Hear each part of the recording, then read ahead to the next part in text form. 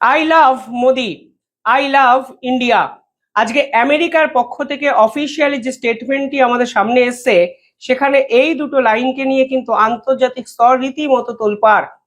প্রশ্ন উঠছে, তাহলে কি ভারতের চাপের কাছে মাথা নত করতে শুরু করলেন ডোনাল্ড ট্রাম্প? পাশাপাশি এও প্রশ্ন উঠছে যে রাশিয়া সফরে গিয়ে ডক্টর জয়শঙ্কর যেরকম অ্যাগ্রেসিভ অ্যাপ্রোচে ব্যাটিং করেছেন, তারপরে কি ডোনাল্ড ট্রাম্প আসলে অশনি সংকেতটি পেতে শুরু করে দিলেন যে আমেরিকার সমস্ত জারিজুরি কার্যত শেষ?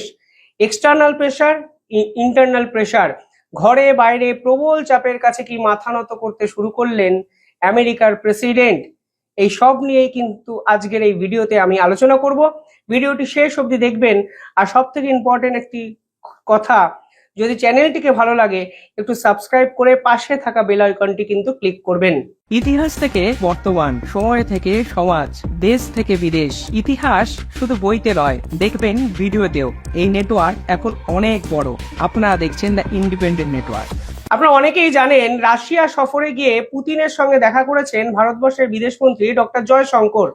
তারপর সেখানে তিনি একটি সাংবাদিক সম্মেলন করেন। সাংবাদিকরা সরাসরি সেই ডোনাল্ড ট্রাম্পের ট্যারিফ নিয়ে তাকে প্রশ্ন করেন এবং তিনি সেই ট্যারিফ সংক্রান্ত বিষয় নিয়ে কথা বলার সময় পারপ্লেক্সড এই শব্দটার প্রয়োগ করে এবং পরিষ্কারভাবে তিনি বুঝিয়ে দেন আসলে ডোনাল্ড ট্রাম্পের এই আনস্টেবল এবং আনপ্রেডিক্টেবল পলিসি নিয়ে ভারতও কিন্তু রীতিমতো কনফিউজড। ভারতের পক্ষ থেকে পরিষ্কার বলা হয়েছে, আমরা ডোনাল্ড ট্রাম্পকে নিয়ে কিছু বলতেই চাই না।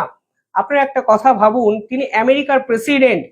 আমেরিকার প্রেসিডেন্ট সমস্ত সময় আলোচনার শীর্ষে থাকবে, কেন্দ্রবিন্দুতে থাকবে, এটাই বাস্তব। কিন্তু ভারতের বিদেশমন্ত্রী পরিষ্কার বললেন, আমরা ডোনাল্ড ট্রাম্পকে নিয়ে চিন্তিত নই, ডোনাল্ড ট্রাম্পকে নিয়ে একটা শব্দ অব্দি বলতে চাই না, আমরা আমেরিকার এই পলিসি নিয়ে বলতে চাই। এবং সর্বসমক্ষে তিনি তারপরে সাম্প্রতিক সময় সব থেকে বড় বোমাটি ফাটালেন যখন তিনি বলে বসলেন, আমেরিকাই তো আমাদের বলেছিল রাশিয়ার থেকে তেল কেনার জন্য। কারণ যদি ভারত রাশিয়ার থেকে তেল কেনে তাহলে আন্তর্জাতিক স্তরে তেলের মার্কেটে স্টেবিলিটি বজায় থাকবে, না হলে একটা দিকে ডিমান্ড বেড়ে যাবে, এর ফলে তেলের মার্কেটে যে দাম তা কিন্তু আনস্টেবল হয়ে পড়বে। ডক্টর জয়শঙ্কর পরিষ্কার বুঝিয়ে দিয়েছেন, আসলে আমেরিকা ভারতের প্রতি যে বৈষম্যমূলক আচরণ করছে তার পিছনে সোকল্ড কোনো রিজন নেই, পুরোটাই কনফিউজড এবং কনফিউজিং একটা অবস্থার মধ্যে ফেলে দিয়েছে ভারতকে এবং পারপ্লেক্সড, অর্থাৎ ভারতও জানে না এই সিচুয়েশনটা কিসের জন্য ভারতকে ফেস করতে হচ্ছে। ডক্টর জয়শঙ্কর এই কথাগুলো বলার পর আমেরিকার পক্ষ থেকে একটি স্টেটমেন্ট এসছে আমাদের সামনে। স্টেটমেন্টটি দিয়েছেন সেই বিখ্যাত বা কুখ্যাত ডোনাল্ড ট্রাম্পের ট্রেড অ্যাডভাইজার। তিনি ভারত সংক্রান্ত একাধিক কথাবার্তা বলেছেন সাম্প্রতিক সময়, আপনারা জানেন। ধরে নেওয়া যাচ্ছে ডোনাল্ড ট্রাম্পের কথাগুলোই ডোনাল্ড ট্রাম্প এই ট্রেড অ্যাডভাইজারকে সামনে রেখেই বলার চেষ্টা করছেন। তিনি প্রথমেই যে স্টেটমেন্টটি দিয়েছেন, এই স্টেটমেন্টটি ইটসেলফ এ কনফিউজিং স্টেটমেন্ট।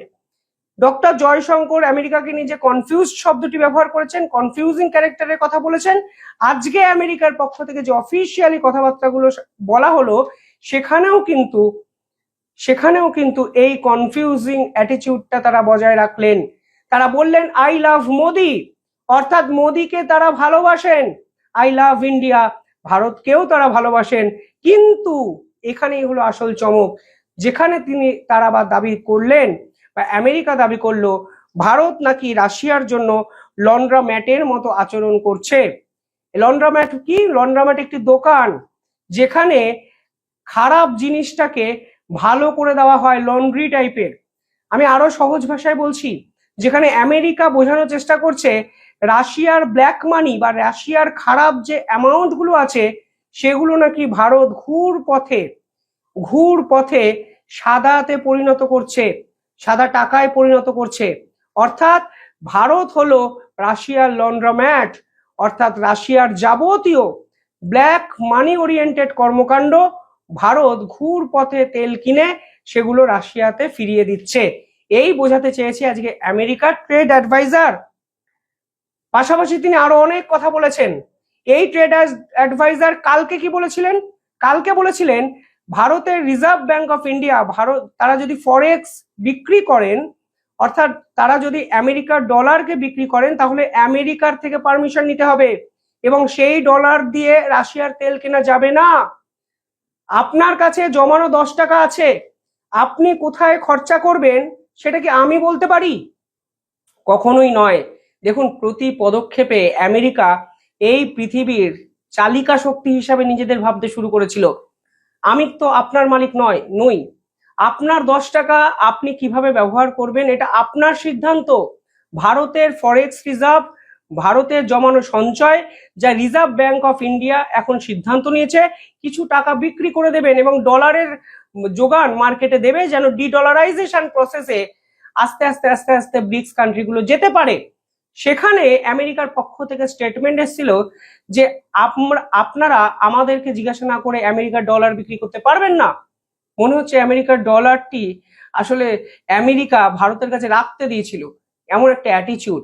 পাশাপাশি আমেরিকা পরিষ্কার বলেছিল কোনোভাবে যদি রাশিয়ার সঙ্গে আপনার সম্পর্ক রাখেন তাহলে ভারত ও আমেরিকার মধ্যে যে মিলিটারি চুক্তিগুলো আছে সেই চুক্তিগুলোকে বাতিল করবে আমেরিকা, নতুবা সেই চুক্তিতে ফুল টেকনোলজি ট্রান্সফার করার কথা ভারতকে তারা বলেছিল, সেগুলো তারা করবে না। অর্থাৎ আপনারা ভারতের থেকে টাকা নেবেন, চুক্তি অনুযায়ী মাল দেওয়ার সময় বলবেন আমরা ভাই মালের পুরোটা দিলাম না, কারণ তুমি তো আমার শত্রুপক্ষের সঙ্গে সম্পর্ক রেখেছো।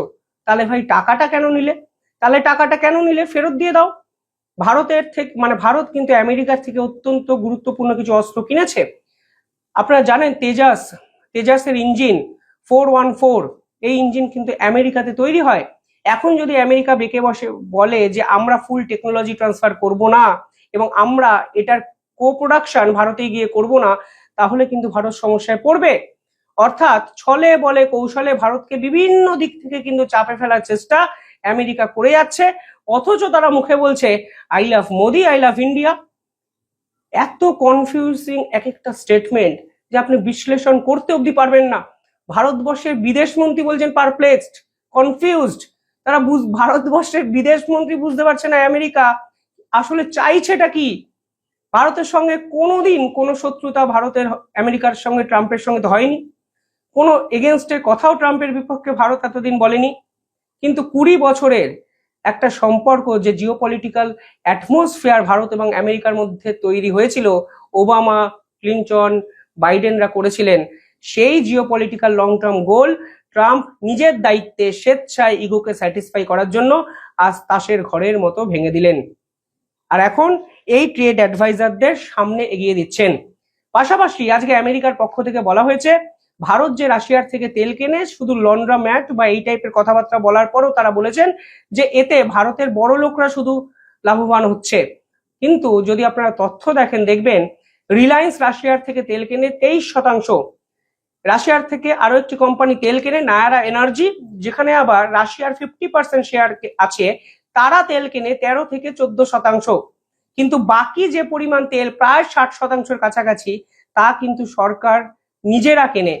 অর্থাৎ রাশিয়া কিন্তু ইনফরমেশন ওয়ারফেয়ারেও রাশিয়ার সম্পর্কে ইনফরমেশন ওয়ারফেয়ার কেউ হাতিয়ার করে আমেরিকা কিন্তু মিথ্যে তথ্য প্রচার করার চেষ্টা করছে এবং কিছু ভারতীয়দের উস্কানোরও চেষ্টা করা হচ্ছে যে বড় ব্যবসায়ীদের পাশে থাকছে ভারতের সরকার, অন্য কারোর পাশে নেই।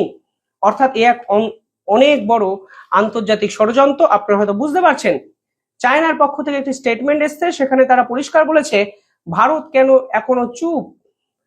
যদি আপনারা সাইলেন্স থাকেন তাহলে আমেরিকাকে থামানো যাবে না। আমেরিকার স্বভাব এবং চরিত্রই এটা, আপনাদের চুপ করে থাকাটাকে দুর্বলতা ভাববে। ফলে ভারতও যেন এবার পাল্টা দিতে শুরু করে। ভারত পাল্টা দিতে চায়নি, কারণ ভারত আমেরিকার মতো বড় ভুল করতে চায়নি। ভারত এই পৃথিবীর বিভিন্ন সমীকরণগুলোকে আনস্টেবল করতে চায়নি। ইন্দো প্যাসিফিকে যদি চায়নাকে থামাতে হয় তাহলে ভারতেরও প্রয়োজন আমেরিকাকে, তা ভারত জানে বলেই মুখ বন্ধ করে আছে। ডোনাল্ড ট্রাম্পের মতো পাগল শাসককে রীতিমতো পাত্তা অব্দি দিচ্ছে না ভারত।